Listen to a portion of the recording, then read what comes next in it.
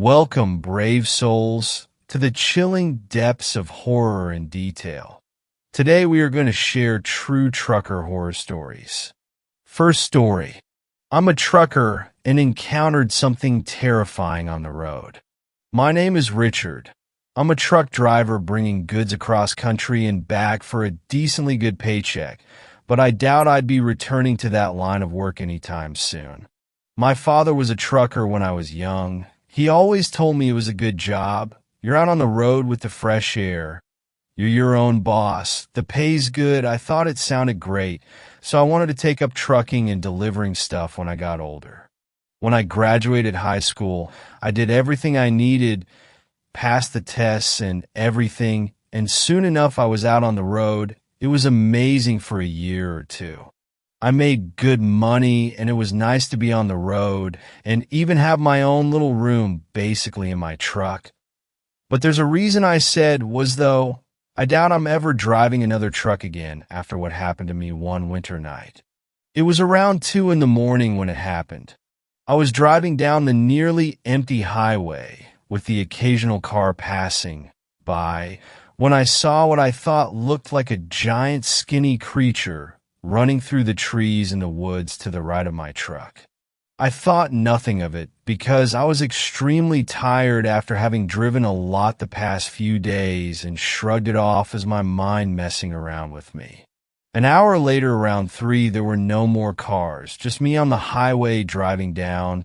Moments later, I saw the same figure running through the trees again, and I started questioning if it was really in my head at this point.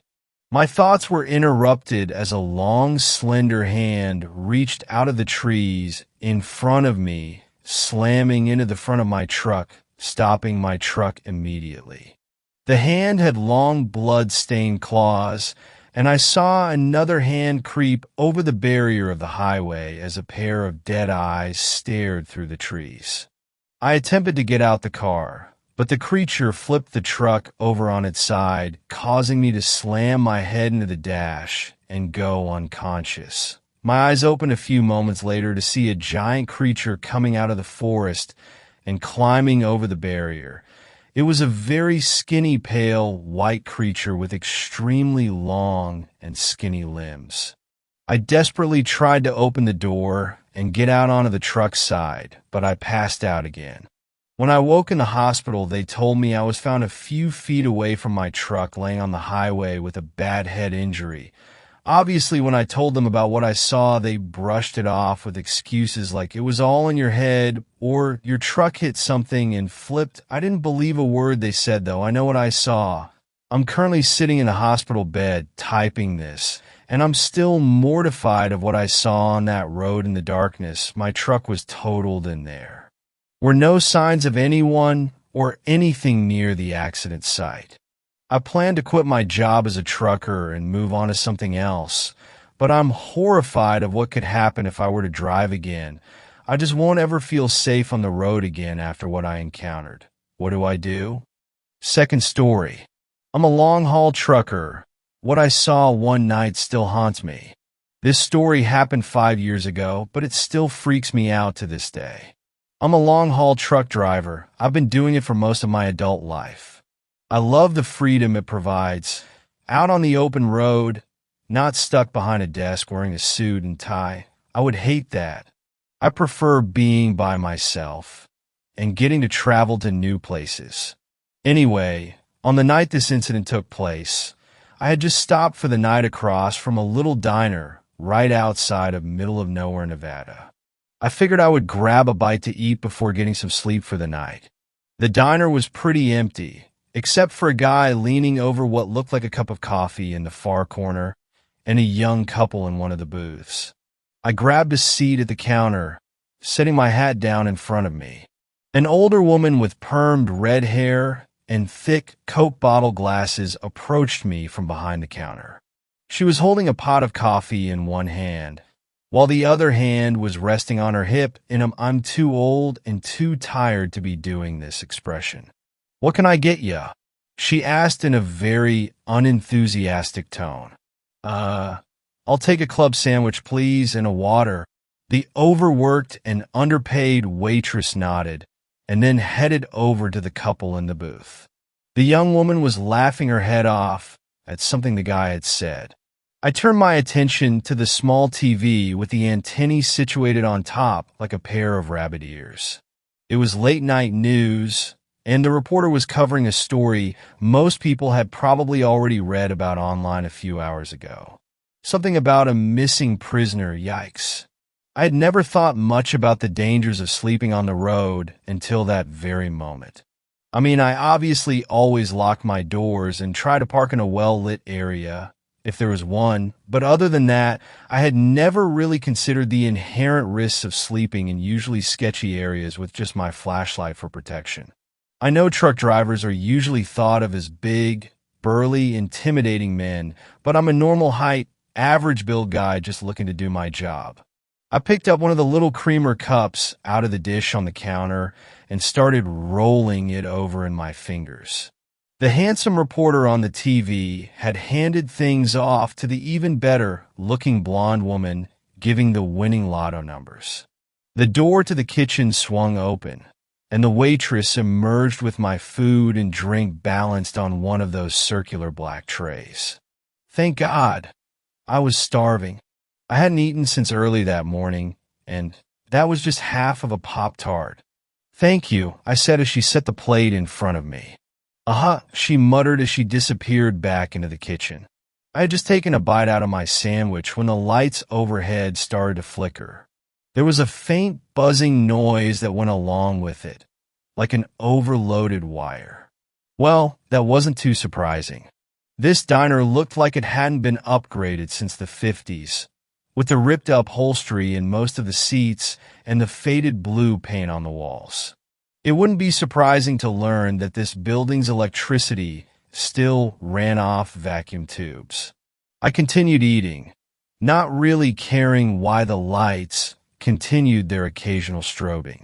I had begun to pull out the small, thin book of crosswords I carried around in the front pocket of my denim jacket when I heard the sound of the door opening and closing behind me. Two large men dressed in black suits entered the diner, both looking around before pointing in the direction of the man sitting by himself in the corner. I continued watching them as I ate. The man at the table was wearing a sweatshirt with the hood pulled over his head, his hands folded neatly on the table in front of him, like a man deep in prayer. It was hard to make out his expression because his face was obscured not only by the hood, but also from the long dark hair sweeping across the bridge of his nose, past his chin. I swallowed, then took a sip of water as I watched the men in suits sit across from the hooded man. One of the suit guys was pointing a finger at the man and then pointing the same finger up towards the ceiling. The hooded man continued sitting there, not moving a muscle. I finished off the rest of my food and finished off the water in a tidy little gulp before standing up and fishing my wallet out of my back pocket. I peeled a $10 bill off of the large bundle of ones and laid it on the counter. It was right as I had put my hat back on and turned to leave that the lights went out again. Only this time, they stayed out. That's about the same time that the waitress came crashing through the swinging door from the kitchen, screaming at the top of her lungs that she couldn't see. At first I thought that she was having a very dramatic reaction to the lights being out, but then I realized she actually meant something far worse. Blood was running from underneath those thick black glasses onto the grease-stained apron which hung from her neck. "Oh my God, help me! Help me!" she screamed, running like a chicken with its head cut off. I was just about to lunge over the counter to help her when another scream shouted out from my right. This one was the young man that was sitting with his girlfriend. Only he wasn't the one who was hurt. His girlfriend had collapsed onto the floor, violently convulsing on the ground as she started to foam at the mouth.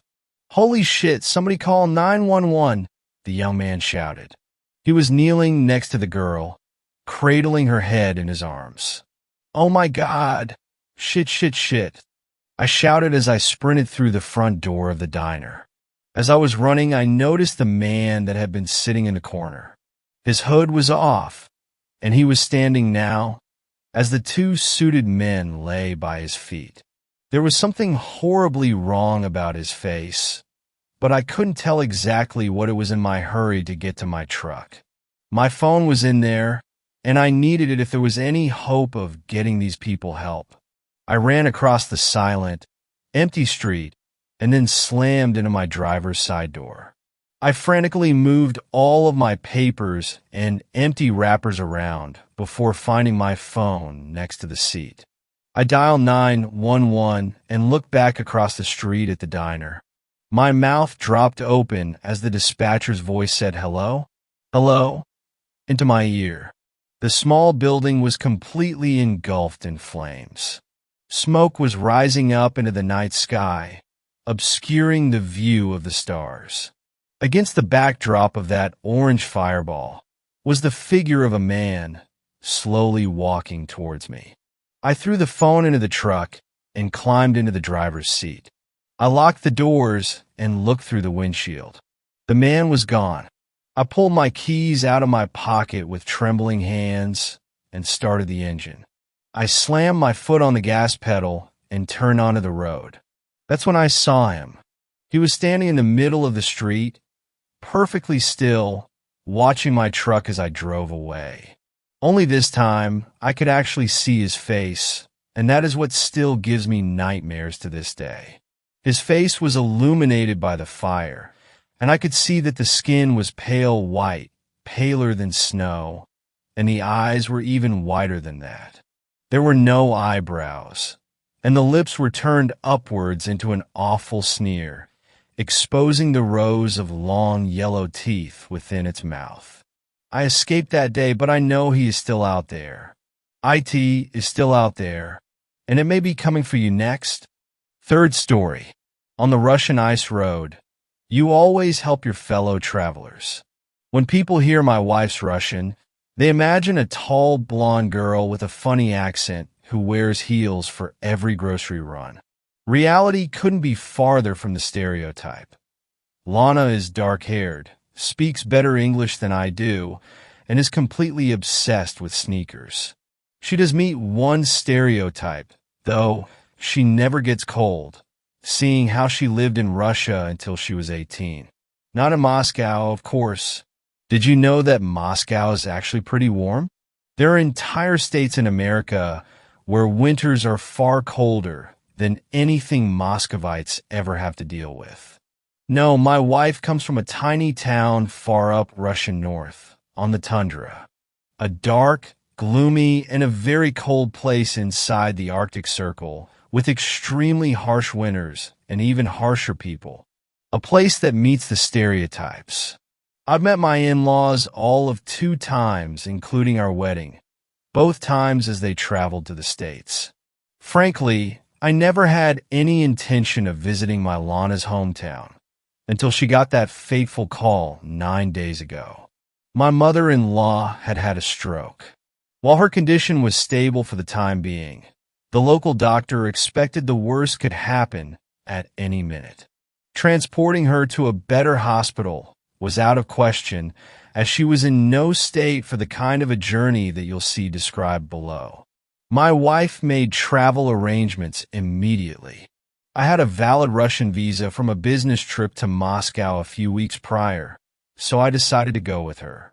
Now, getting to my wife's hometown isn't easy. You're in for a flight to Moscow, then a connecting flight to Norilsk, one of the biggest cities in the Russian tundra. From there, it's an hour-long trip down the Yenisei River, by barge in summer and on cars over ice in the winter. Urgently getting to Moscow wasn't that hard. There, however, we faced additional difficulties.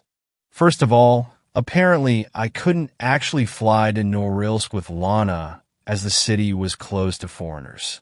Before we could even process that, we were told that Norilsk Airport was closed for all aircraft due to poor weather conditions, and the weather wasn't expected to improve that week. I tried to console Lana as best as I could, but news of her mom getting worse drove her crazy. Soon, Lana suggested an alternative, it was possible to fly to a city a fair bit south of Norilsk, which was safe from the storms.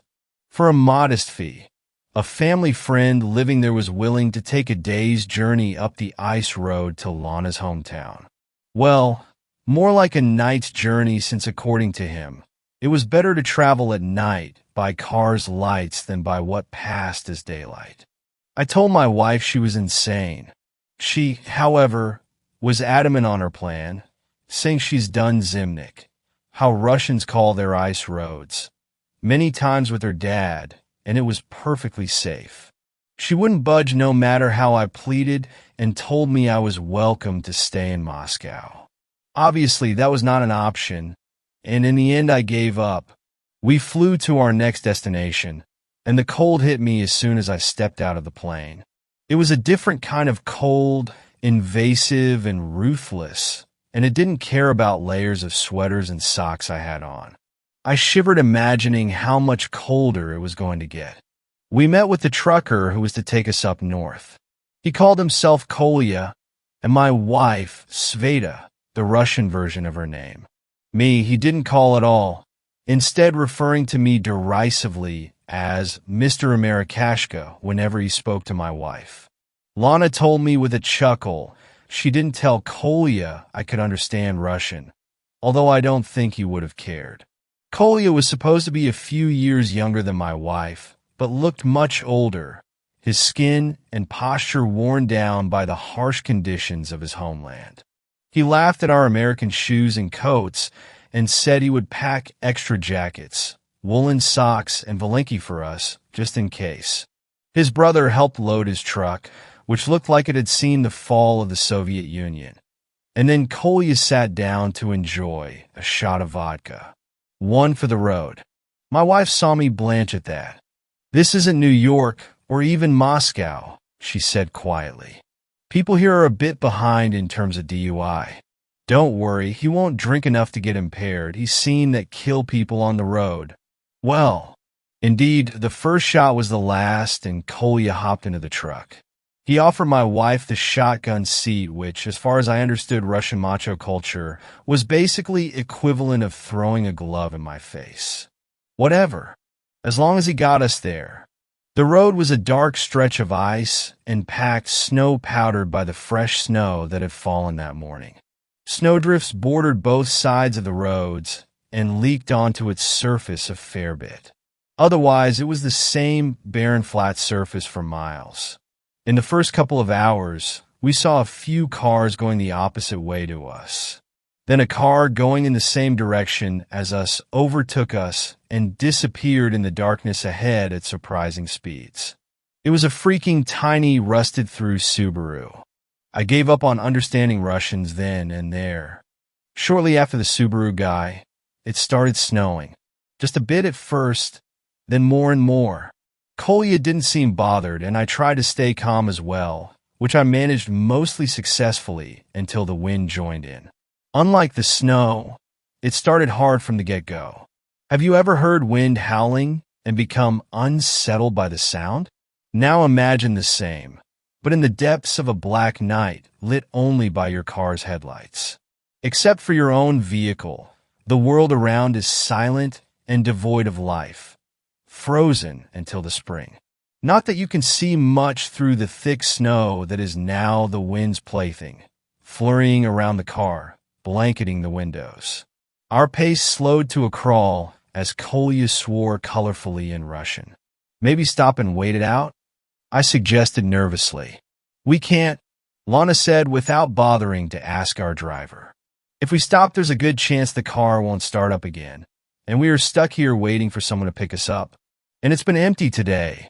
The realization we were at a very real risk of freezing to death hit me like a ton of bricks. I leaned back into my seat and closed my eyes, wordlessly praying for the best. The only response was the wind howling, and it sounded so strange. It would start low and quiet and then get louder and louder until a yowling crescendo, then cut off abruptly, then start again, and the sound came from different directions, each starting at a different time, like a pack of wolves howling. I opened my eyes to obvious tension in the car. Lana and Kolya were both hunched forward, peering intently through the glass for all the good it did them. Kolya glanced back at me. "Don't worry, be happy," Kolya proclaimed with a horrible Russian accent. "It is all okay. Don't worry, America." He was lying. I might have been useless on the ice road, but I was a criminal defense lawyer, and a good one at that. And Kolya was a bad liar. There was sweat beading on his face and neck, and his voice was forced. He was very much scared, and that made me scared too. Kolya murmured something to my wife, too quick and quiet for my distracted mind to decipher. She nodded. "What was that?" "There's a village maybe half an hour up the road, if we keep this pace. We get there and settle down until the morning." "I see. Sorry about the delay." In reality, I was extremely happy to hear that. "Bad wind, huh?" Lana grabbed my hand, quick and sudden as a snake. "Don't mention the wind." Another sound came through the storm, a long, tinny wail that sent shivers down my spine. It took me a few moments to recognize the familiar sound of the wind whistling through walls and chimney. And then another moment to realize there were no fucking walls around for the wind to whistle. I opened my mouth to comment, and my wife's grip tightened on my arm. In that moment, I knew to keep it quiet. We drove in tension-filled silence as a cacophony of sounds erupted through the storm. Wails and shrieks, howls and cries. No way no fucking wind was producing all of that. The sounds grew closer, grew louder. I grabbed my wife's hands as we both stared desperately ahead. Through the flurry, we barely made out something, a large, dark shape reflecting our lights, or maybe piercing the darkness with lights of its own. Kolya swore and swerved to the side. We were passing another car stuck in the snow. Its blinkers flashed. "Stop," Lana said, sudden and harsh. "What?" Kolya asked in Russian. "You insane?" "Stop," my wife repeated. "On the ice road, you help. That's the rule, remember?" Kolya gave her a long, hard look that I didn't like at all. "That's the rule on the road," he echoed, and hit the brakes, slowing the car without actually stopping. I opened the door and peered outside. The driver of the stuck vehicle was already running towards us. I recognized the car itself as the Subaru that passed us earlier. "Thank God you people were," the driver began. "Get an idiot," Kolya shouted, and the guy shut up and jumped in. He was just a kid no older than 20, with dark red hair and a patchy little beard. He looked cold and terrified. "Thank God," he repeated in a hushed whisper. "I was sure they'd get me." "They?" I asked, confused. Kolya and Lana turned to look at the kid in unison, and their looks could kill. Yeah, I mean the wind and snow," the kid corrected quickly. I had a sudden abrupt feeling that it was too late for that, even as I still had no clue what was going on. We drove on, and the interplay of howls and shrieks outside the car became unbearable in the silence. "What's your name, dude?" I asked him in my best Russian. He blinked. Sergey Molchanov. My parents are, anyway, it doesn't matter. I shouldn't have been driving, but I wanted to make it to my girlfriend's birthday, and... Both of you shut up. My wife barked, and we did. Immediately, I noticed the change in surrounding sounds. They were much louder now. The highest-pitched shrieks rang in my ears. The low, insistent howling seemed to surround the car.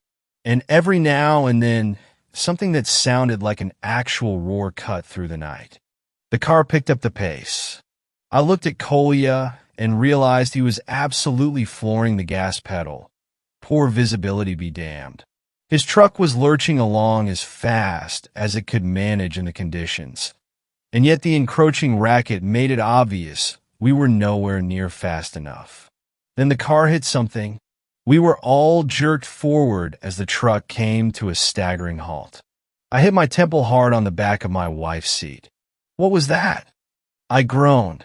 "Must have hit a chunk of ice or something." Lana's voice sounded strangely muffled. I remember focusing on her lips and how pale and thin they looked.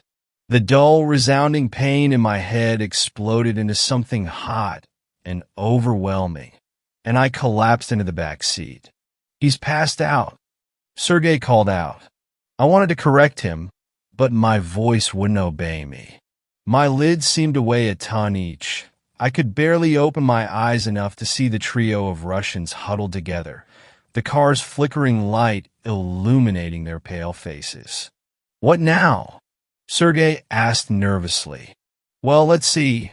I don't think I would have been able to understand complex Russian in that state if it wasn't my Lana speaking, her voice so familiar down to every inflection.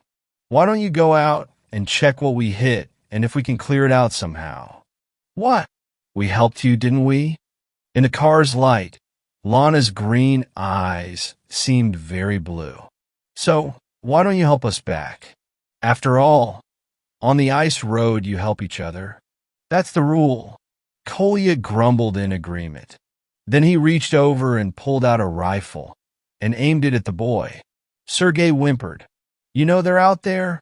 "Well," Lana's voice was impeccably calm. "Cold. I guess you'd better not speak about them out loud, then. Better not even think about them, really." My eyes closed against my will. I heard a door swing open and a rush of cold air. Finally, I passed out for real, and in my unconsciousness I dreamed of horrified screaming and a single terrible roar that filled the night. I came to during the day on a couch of some local family that agreed to house us for a bit of cash. My wife fussed over me. Once she was sure I was conscious and lucid, she rushed me into the car, saying we could do the rest of the drive by day, and an actual doctor could look at me in her hometown. I settled in the back seat of the car. Vague memories haunted me. "Where's the kid?" "Sergey." "What kid, darling?" Lana asked in sincere surprise. "There was no kid. We traveled alone," Kolya added in Russian. And I wondered how he knew what I was asking about, or that I'd understand his answer. But aloud, I could only say, "This young, red-headed guy. Sweetie, I'm getting really worried. You must have hit your head harder than I thought. We got to get you checked out as soon as we get back to the States.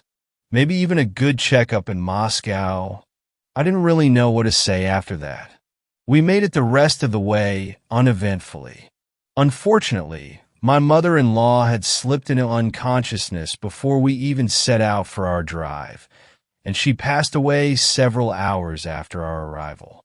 Lana didn't even get to say a proper goodbye. She is absolutely devastated right now, so I'm trying my best to focus on comforting her. We're staying here until the funeral, and I can't stay. I'm looking forward to the ride back. My father-in-law graciously gifted me a proper Russian winter coat, so I went ahead and packed my American camel coat that proved terribly insufficient for the weather. As I was folding it, I noticed a few curly red hairs stuck to the light beige fabric, and I felt so cold. Fourth story. My family moved a lot. Now I know what we were running from. At first I thought it was fun. We lived in an RV. It was like an endless vacation. One week we were in LA, the next we were in Salt Lake City. We didn't know much about our lives before this. We knew we were born in Portland and that we could never stop moving. We always knew we were a special family. I just guess we didn't know how special we were. My parents tried so hard to have kids and almost lost hope. That's why my twin sister and I were so special to them. They're little miracles. It was annoying, but at least we knew we meant something to them. Amelia and I were fairly close, as far as siblings go. We were kind of each other's only friends since we were homeschooled. We felt pretty isolated. We never set up camp anywhere fun. No KOA campgrounds with ice cream shops and swimming pools. Always driving off-road and living deep in the woods. I guess it was peaceful, in a way, but anyone who grew up near the woods understand it's not something you mess with. The first time I really personally realized something was up was just before our 7th birthday, when we were staying in a place in BC called Kamloops. We weren't supposed to sneak out or leave mom and dad's sight, but at the time, we were mischievous 6-year-olds, with a huge, unexplored forest in front of us. What do you expect? We waited until they fell asleep for the night and snuck out of the RV through the window, which was easy because the window was just a sheet of plastic held together by a zipper. And we set off with nothing but a shitty lantern to illuminate the path in front of us. It wasn't long before we saw something strange, a glow. Not from our lantern. It was coming from in front of us. It didn't take long for us to see who or what was in front of us. It was a lady holding a small, homemade torch, but she didn't look much like a lady. Her hair was matted and fallen out in some places. Her skin was almost blue and looked rotted. Her teeth were yellow and a few were missing, and I thought you could even see part of her jaw. She was wearing a dirty hospital gown. I didn't know where the nearest hospital was, but it had to be pretty damn far because the last time I remember driving anywhere with a paved road had to be 3 hours before we set up our camp here. Amelia and I were frozen in fear, and for the first time since we had mutually decided affection towards siblings was lame, I reached for her hand. That thing reached out its bony arm to us. It moaned something almost indecipherable, like "Mubaboo," that was enough to snap me out of it, and I sprinted away, dragging Amelia behind me. By some miracle, we had made it back to the RV, and, by some other miracle, got back in without waking our parents. We didn't get much sleep, and were far too shaken up to even say good morning to our parents, let alone tell them what happened. Would they have even believed us if we told them? Well, after what happened next, I guess they would have to. When we opened the door to the RV, we saw that the remains of what we had left out overnight, a campfire reduced to ashes, the sticks covered in charcoal Amelia and I had used to draw on the rocks, and a makeshift table with a few cans of beans, had been utterly destroyed. It wasn't too out of the ordinary to have our camp ravished by animals. We lived in the woods after all, but this was something no animal could do. This looked set up like whatever did it had a plan. What we saw written on the back of the RV confirmed this belief. In the charcoal sticks, someone had written, "You can't run forever on our trailer." Mom made us breakfast while Dad cleaned up the mess. We left shortly after that and drove for hours, not even stopping for quick washroom breaks. Mom and Dad spoke in hushed whispers as Dad drove. I wish I knew what they had been talking about. That night, I guess because Mom and Dad could see we were shaken up, they took us for a rare treat. A dinner at a real restaurant. A shitty diner, but a restaurant nonetheless. It was empty there, which was why my parents liked it, as they hated crowds. I was over the moon. A root beer float and a greasy cheeseburger was anything a 6-year-old boy could dream of. Which was why I was so upset when Mom and Dad made us leave the second someone else came in. It was just an old trucker. I didn't get the big deal. While we were in the RV, Amelia asked why we had to leave while I sulked in my bunk, a glorified shelf. Mom sighed. "I suppose you two are almost 7. That's old enough to know." "Well, Zachary, Amelia, the reason we had to leave is because we're scared of losing you. Do you remember what happened when you were 4? I had no idea. My memory was never good, but Amelia claimed to remember. We were in Beaverton, not too far from Portland. She said that when we were 4, we were running around in a field when a big man in camouflage and bit boots came up to us and bent down to our level. We're not supposed to talk to strangers, Amelia said. She was always a goody two-shoes. I'm John. Now we're not strangers. What are your names? I'm Zach, and that's my sister Amelia. We're 4 and our birthday is July 26th, 2002. I had apparently said, but I bet Amelia just said I said that to make me look worse. That's when he stopped smiling. He roughly took our hands and started to lead us away. Let's go somewhere fun, Zach and Amelia. I need to take you someplace else. My mom got teary. That's right. If your dad and I hadn't caught you just before you left, we probably would have never seen you again. I took you to someplace safe, and your dad dashed. I shot that son of a bitch. In the leg. Hope he had fun crawling back to his house. He said coldly. Amelia and I shot each other glances. Okay, Daddy. I'm going to go to sleep now, she said, climbing over me to get to her bunk. That night we stopped somewhere for the night. I forgot where, probably near the interior of BC, or maybe Alberta. I looked out the little plastic window, and I saw her. I saw that fucking lady again. She was staring at me and Amelia in our bunk beds, reaching out for us with that same long, bony hand. I rolled over and tried to sleep, but couldn't, knowing she was there. Life continued on like that for a while. Anywhere we'd stop, she'd be there. Washington? There she was. Nevada? You bet your ass. Montana? Better fucking believe it. Amelia and I didn't really explore much anymore. Partially because we were getting older and gradually showing less interest in that sort of thing, but partially because that experience in Kamloops traumatized us both. That didn't stop the lady from trying to get us. Sometimes we'd catch a glimpse of her on the highway as we drove by. Sometimes she'd appear right where the fire of our campsite stopped illuminating, so we could barely see her. On the rare occasion we went into public to get supplies or food, I could have sworn I caught a glimpse of her in the crowd. Whenever she was around, I always heard that damn cry of hers. Mo boo boo. After a while, she stopped scaring me. Well, as much. Everything finally made sense the day before Amelia and I turned 14. Mom and Dad had left the RV and gave us a rare couple hours of freedom as they gathered things for our birthday. We weren't parked ridiculously far from civilization, but I'd say a good hour's worth of walking. We weren't that scared. We had lived in the woods long enough to know as long as you didn't bother the forest, it wouldn't bother you, and the lady in the hospital gown was honestly more of an annoyance than anything else. I'd even go so far to say we had almost forgotten about her. I was reading, and Amelia was rummaging around the RV for food. I was getting immersed in my book when Amelia shouted out, "Zach, come check this out." I rolled my eyes. What could it be? We had lived in this tiny RV for almost 14 years. I knew it like the back of my hand. There was absolutely no nook or cranny I didn't know about. Oh, I guess I was wrong.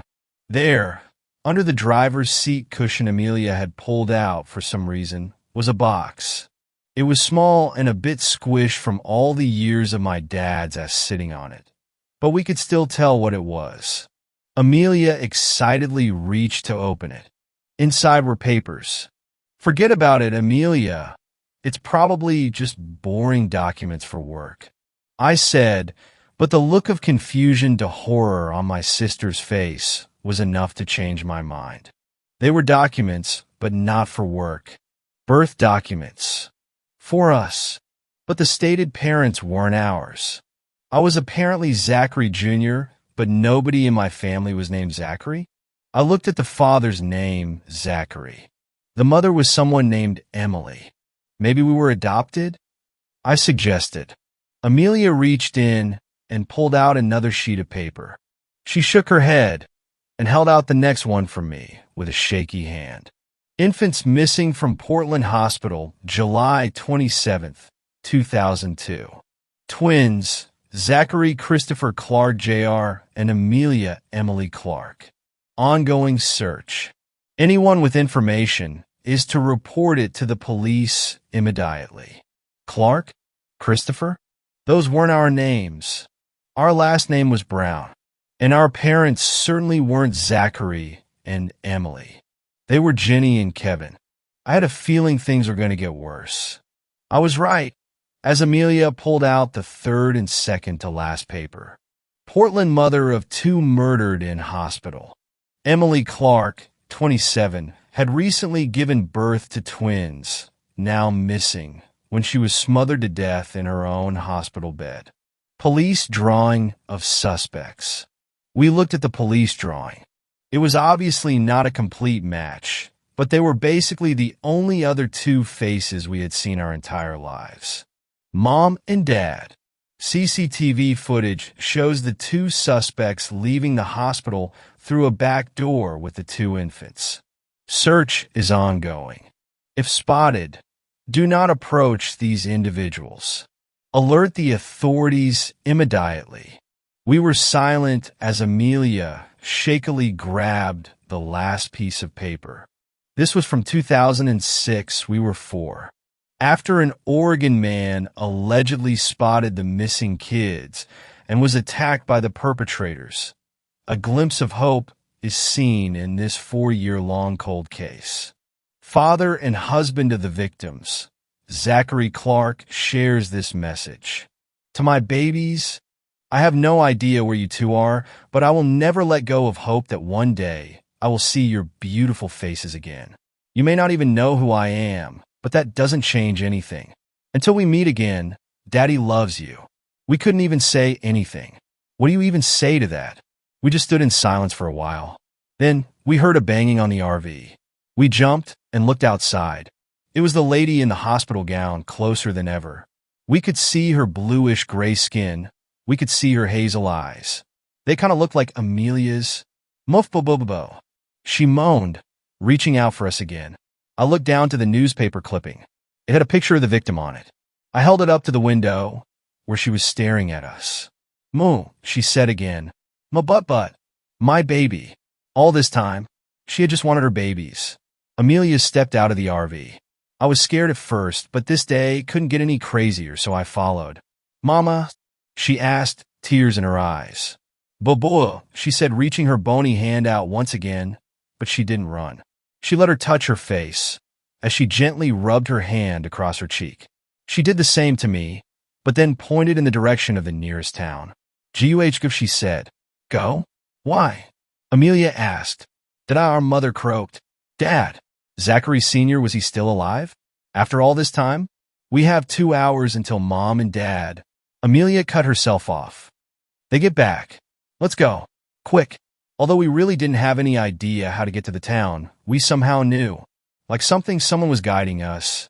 We busted into the sheriff's office, probably looking awful. First came the questioning, then the DNA testing. Then they looked for our parents. Then they arrested my parents. Then the news stories and the interviews. Then we were flown out in a plane, my first plane ever, to Portland to meet our dad. We were quite the story. They called my parents the wretches of the woods. They thought of them as evil witches who stole us and hid us deep in the woods. I guess they were right in a way. It was weird seeing them behind bars, serving life sentences, because after all, they raised us for nearly 14 years. But that's where they'll stay. No running, no hiding. There's nowhere to hide in a cell. He burst into tears when he saw us. We didn't. It was weird. He was my dad and all, but was he? I guess I met him when I was like a few hours old, but I just couldn't connect to him.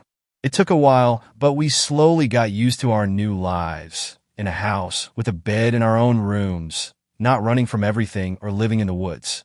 It was peaceful, although most of the time I ended up sneaking into Amelia's room, because after all this time, I still couldn't be alone.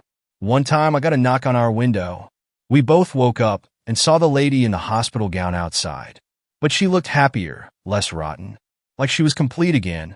Mama, I asked, could she stay? And I could live with the family I crave? Like she read my mind, she shook her head. I have to go.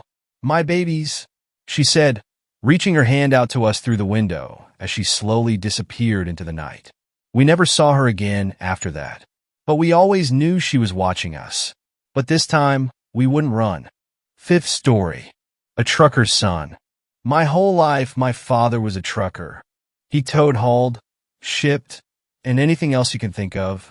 Whenever he could, he'd bring me along with him. It was always fun, sleeping in the back or getting to eat at some random truck stop with him. Quality father and son time. And I got to see the country around us as well.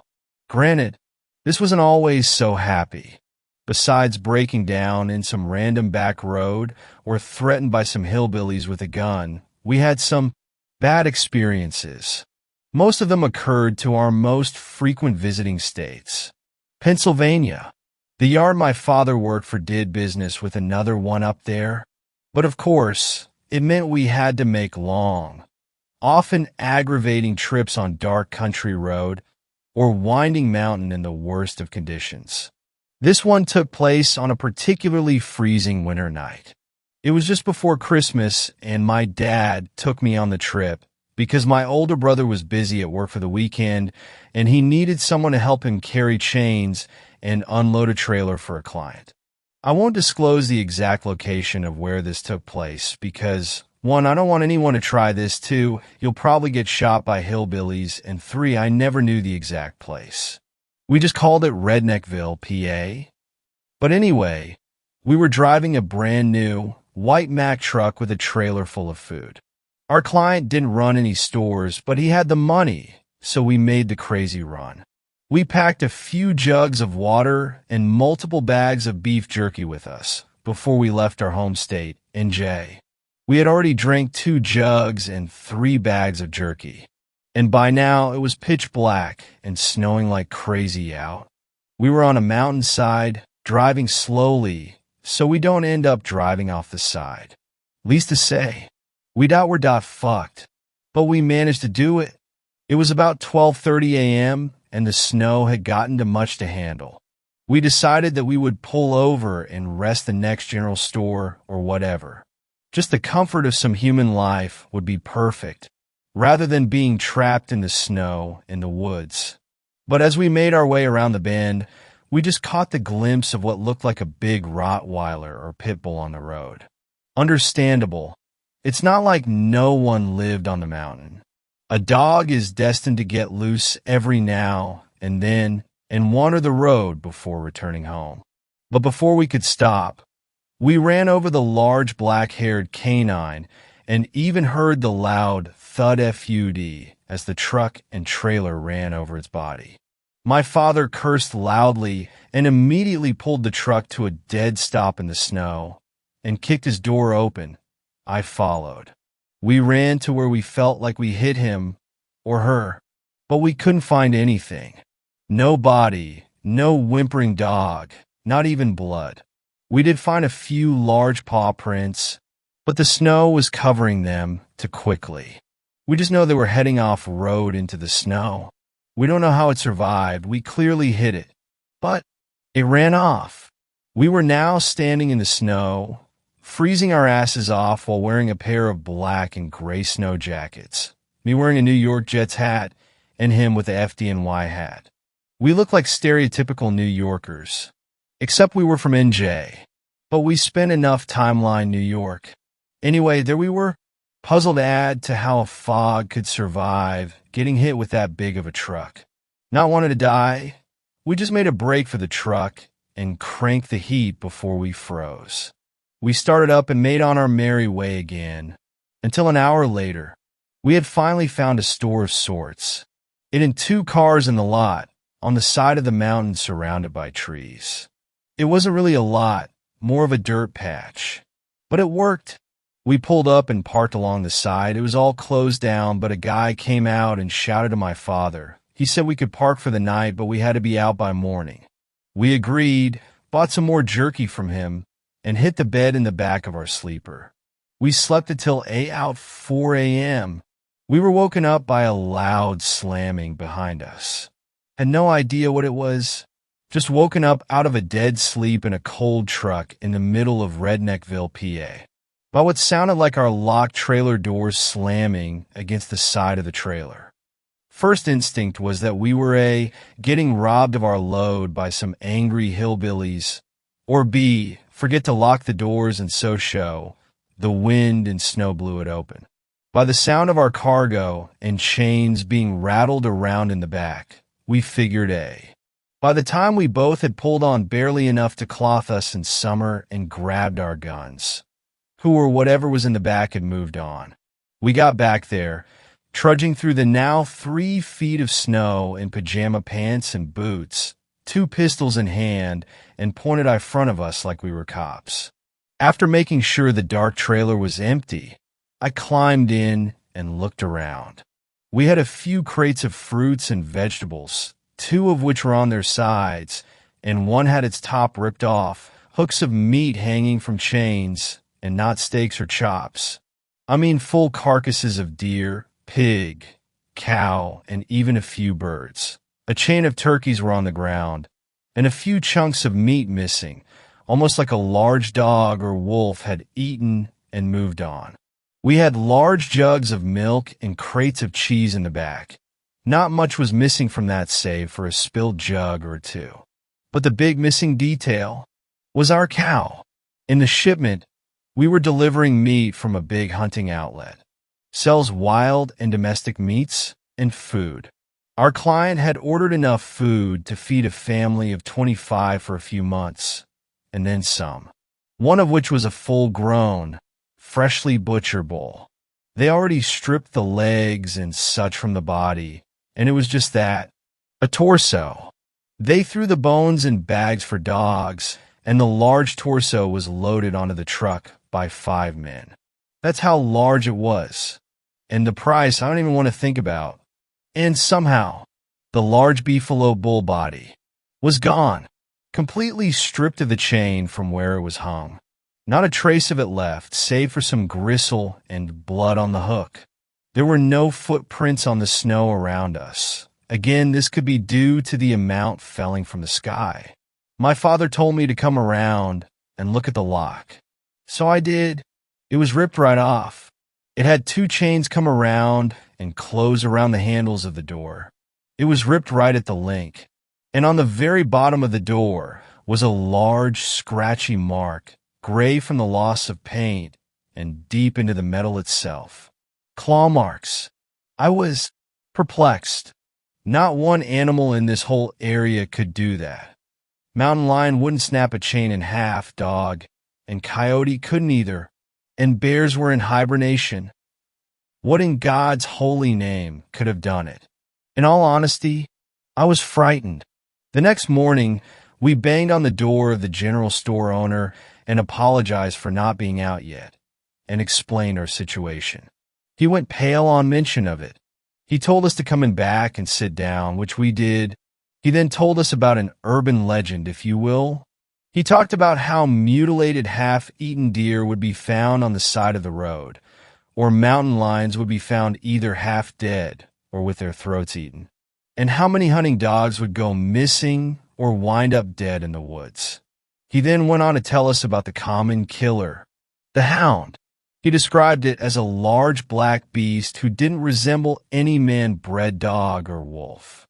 It was big, angry, and no bullet could stop him.